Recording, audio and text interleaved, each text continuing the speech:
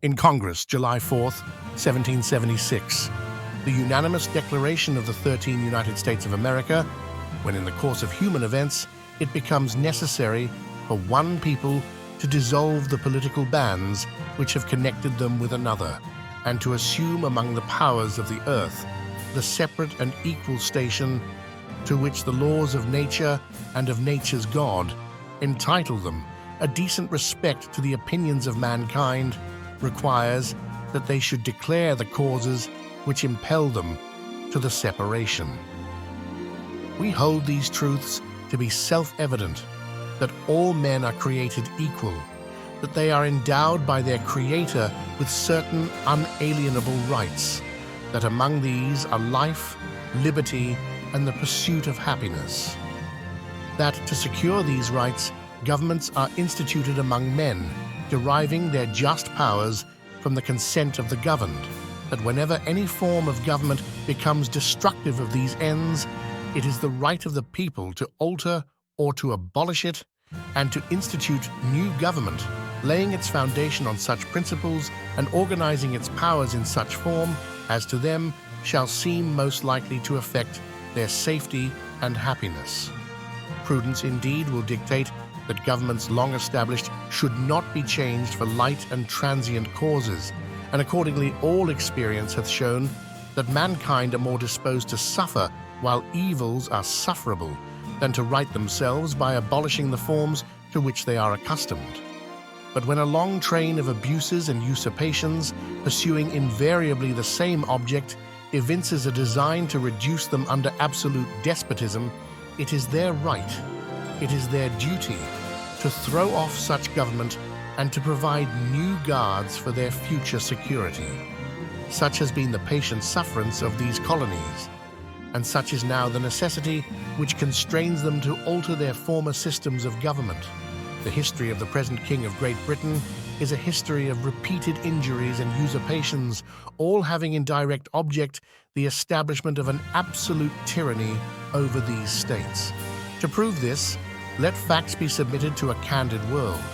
He has refused his assent to laws, the most wholesome and necessary for the public good.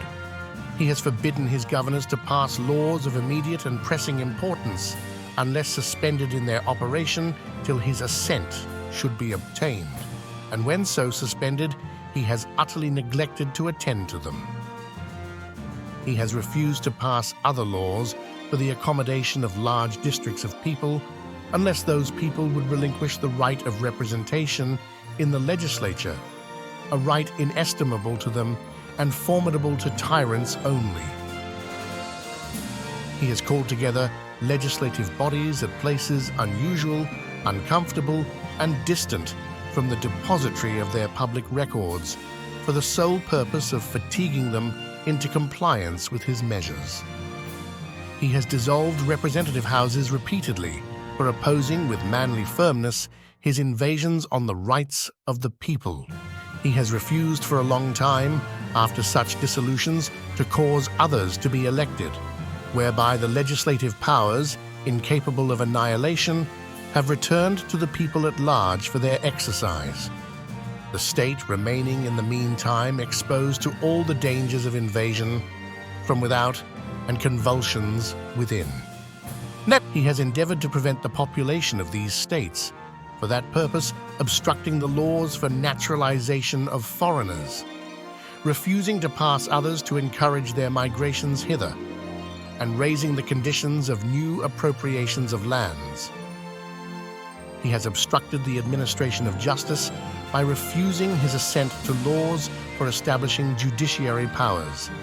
He has made judges dependent on his will alone for the tenure of their offices and the amount and payment of their salaries.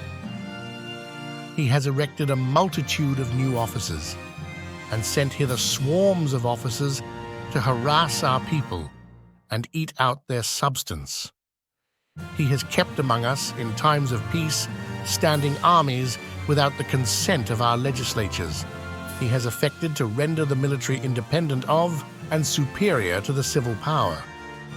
He has combined with others to subject us to a jurisdiction foreign to our Constitution and unacknowledged by our laws. giving his assent to their acts of pretended legislation, for quartering large bodies of armed troops among us, for protecting them by a mock trial from punishment for any murders which they should commit on the inhabitants of these states, for cutting off our trade with all parts of the world, for imposing taxes on us without our consent, for depriving us in many cases of the benefits of trial by jury,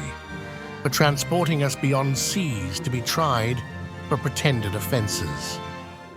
for abolishing the free system of English laws in a neighbouring province, establishing therein an arbitrary government and enlarging its boundaries so as to render it at once an example and fit instrument for introducing the same absolute rule into these colonies, for taking away our charters, abolishing our most valuable laws, and altering fundamentally the forms of our governments, for suspending our own legislatures and declaring themselves invested with power to legislate for us in all cases whatsoever. He has abdicated government here by declaring us out of his protection and waging war against us. He has plundered our seas, ravaged our coasts, burnt our towns, and destroyed the lives of our people. He is at this time transporting large armies of foreign mercenaries to complete the works of death, desolation, and tyranny, already begun with circumstances of cruelty and perfidy, scarcely paralleled in the most barbarous ages, and totally unworthy the head of a civilized nation. He has constrained our fellow citizens taken captive on the high seas to bear arms against their country, to become the executioners of their friends and brethren, or to fall themselves by their hands. He has excited domestic insurrections amongst us, and has endeavored to bring on the inhabitants of our frontiers, the merciless Indian savages, whose known rule of warfare is an undistinguished destruction of all ages, sexes, and conditions. In every stage of these oppressions we have petitioned for redress in the most humble terms. Our repeated petitions have been answered only by repeated injury. A prince whose character is thus marked by every act which may define a tyrant is unfit to be the ruler of a free people, nor have we been wanting in attentions to our British brethren. We have warned them from time to time of attempts by their legislature to extend an unwarrantable jurisdiction over us. We have reminded them of the circumstances of our emigration and settlement here. We have appealed to their native justice and magnanimity, and we have conjured them by the ties of our common kindred to disavow these usurpations, which would inevitably interrupt our connections and correspondence. They, too, have been deaf to the voice of justice and of consanguinity. We must, therefore, acquiesce in the necessity which denounces our separation and hold them, as we hold the rest of mankind, enemies in war, in peace friends. We, therefore, the representatives of the United States of America in General Congress assembled, appealing to the Supreme Judge of the world for the rectitude of our intentions, do, in the name and by authority of the good people of these colonies, solemnly publish and declare that these united colonies are, and of right ought to be, free and independent states, that they are absolved from all allegiance to the British Crown,